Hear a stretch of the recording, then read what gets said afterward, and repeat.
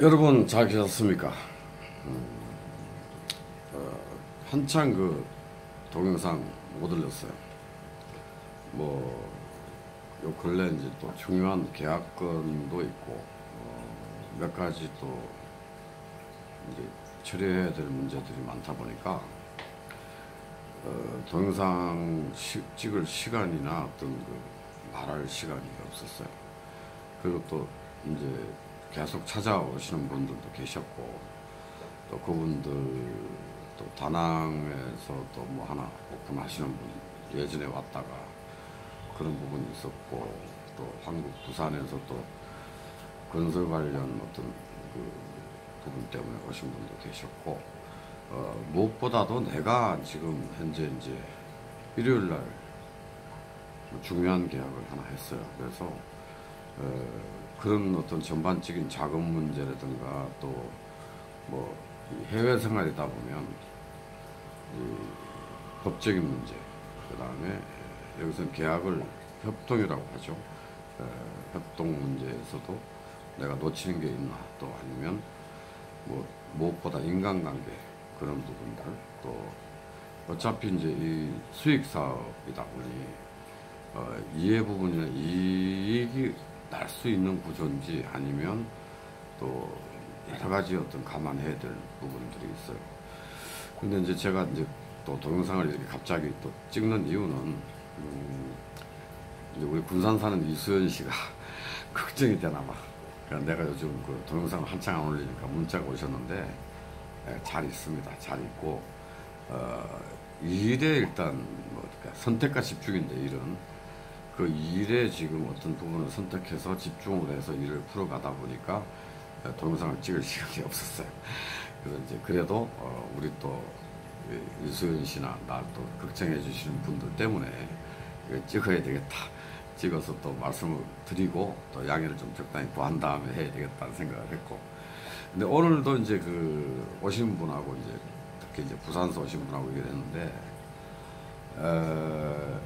일방적인 생각들을 제가 조금 이제 그 어떤 부분을 고정관념을 좀 깨뜨리는 부분이 있는데, 내가 동영상에서 수도 없이 떠들어도 여기 오면 피부로 느끼는 부분이 다른 게 있다라고 분명히 말씀을 드렸죠.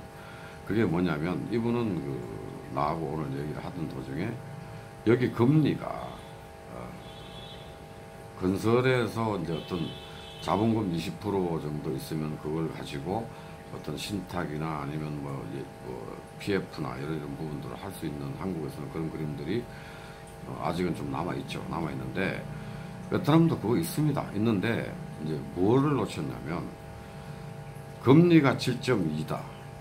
화들짝 놀라세요. 왜냐면, 금리가 7.2면은 그 신탁이나 대출이나 이런 부분들이 몇 프로가 되겠어요.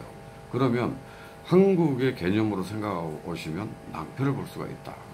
그래서 항상 제가 말씀하는 거는 뭐냐면, 그거에 대해서 또 뭐 반발하시는 분들도 계실지 모르지만, 여기 해외입니다. 여기 베트남입니다. 그러면 베트남이나 뭐 캄보디아든 뭐 라오스든 뭐 필리핀이든 아니면 뭐 여러 동남아 국가뿐만이 아니고 또 호주든 뭐 오세아니아, 또 미주든 유럽이든 어쨌든 그쪽 룰이나 그쪽 상황이 있을 거예요. 그걸 검토를 해야 어떤 부분들의 지금 계획이 또 맞아떨어지는 부분이 있는 거죠. 막연한 한국식 사고방식으로 덤비다 보면 그런 시행착오를 놓치고 또 자기 합리화한다고 억지로 밀고 가다 보면 낭패 보는 수가 많이 있습니다. 그걸 여러분 항상 염두에 두시고, 또 나랑 같이 일을 하는 쪽에서도 한국서 온 지 얼마 안 된 사람은 한국 얘기들을 자꾸 해요. 그럼 난 이렇게 얘기합니다. 어쨌든 여기는 한국이 아니고 여기는 베트남이고, 여기는 돌아가는, 여기에 질서가 있고 여기에 내용이 있다라고 분명히 말씀을 드립니다. 여기서 또 재밌는 얘기 하나 말씀해드리면, 베트남에서 밥을 달라고 하면 옥수수 줍니다. 그리고 껌을 달라고 하면 밥을 줍니다. 그게 무슨 얘기냐면, 여기서는 밥은 옥수수고 껌은 밥입니다. 우리가 말하는 백반, 그런 건데 재미로 하는 얘기지만, 여기 이제 이렇게 베트남에 오시다 보면 길거리에서 이렇게 옥수수 같은 걸 구워서 이렇게 이제 몰고 다니면 오토바이 조그만한 데다 몰고 다니면서 그걸 직접 요리해서 팔고 이제 다 이렇게 구운 것도 팔고 하는데 뭐 한국보단 싸죠. 싼데 그걸 어떻게 얘기하냐면 밥 싸우네 이렇게 하고 다닙니다. 밥 싸우네. 그래서 처음에 이게 무슨 말인가 했는데 그래도 밥이 옥수수 그러니까 옥수수 팝니다라는 뜻이에요.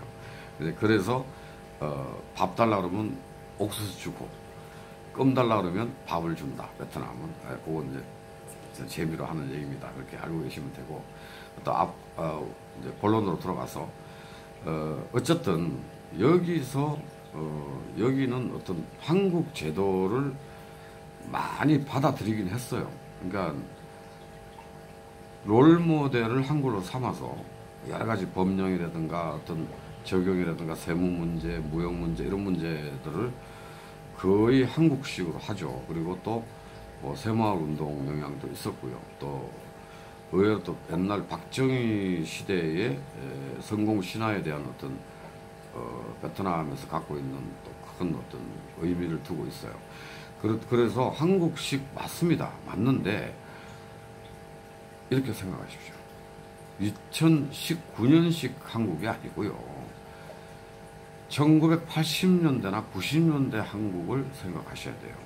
그걸 적용을 해야지. 그럼 그건 뭡니까? 그때도 마찬가지인데 되는 것도 없고 안 되는 것도 없던 시절이 분명히 있었어요. 그리고 뭐 여러분 지금도 영화로 뭐 보면 알겠지만 뭐 범죄와의 전쟁이라든가 뭐 어떤 뭐 요즘 마약왕이라든가 뭐 이런 부분들을 보시면 그 시대 어떤 그 풍토나 방향들이 나와 있잖아요. 그죠? 그때는 지금보다는 훨씬 더 뭔가 뭐 공권력하고의 어떤 타협 문제라든가 이런 게 분명히 존재했어요.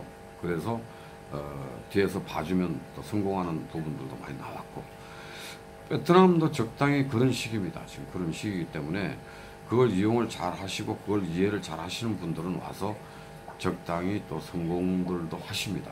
그런데 아까 말한 틀에 박혀 있는 지금 현재 한국식의 어떤 그런 룰이나 그런 부분들을 생각하시면 크게 오산으로 실패 볼 확률이 많다. 그리고 거꾸로 그러고 나서 욕을 합니다. 그거 아니에요. 그건 아니고 베트남은 한국의 지금 1990년대가 2000년 갓 2000년 된 시기라고 생각하시면 됩니다. 또 이제 이 아이러니하고 모순적인 부분이 뭐가 있냐면